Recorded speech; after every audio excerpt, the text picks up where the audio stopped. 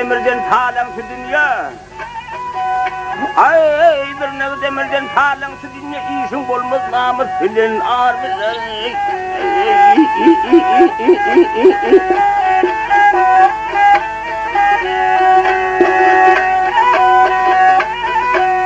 Cebri cefanı köp yalan şu dünya gelmeye koymadın dostu yar bilen. Yar bilen.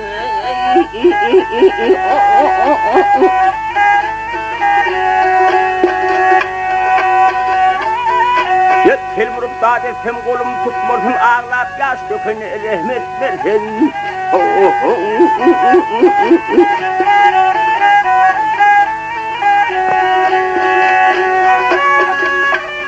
Yok zanma tasın alsan kaydıp satma sen yine senden almak bulmaz vermeden.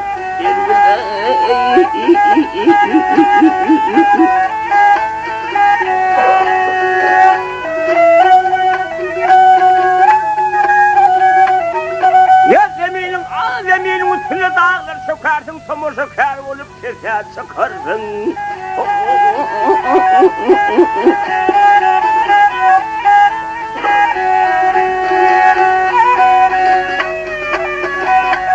Hep her kim kendi bir vesile yakarsın, külveni gün bile dağlar bilen, kar bilen.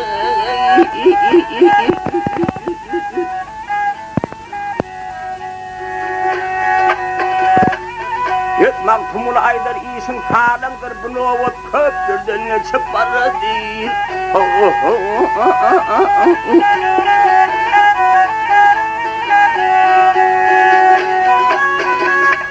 Yettir tuvarın yoktur sözün yalanını dost koymadın yelhan ettin yer bilen, yer bilen, yer bilen.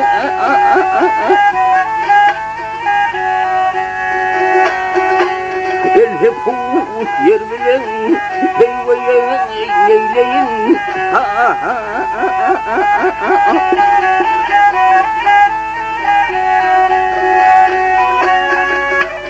Her kim seni bir vesile yakarsın cülveni gün millet dağı kar bilen, kar bilen, kar bilen.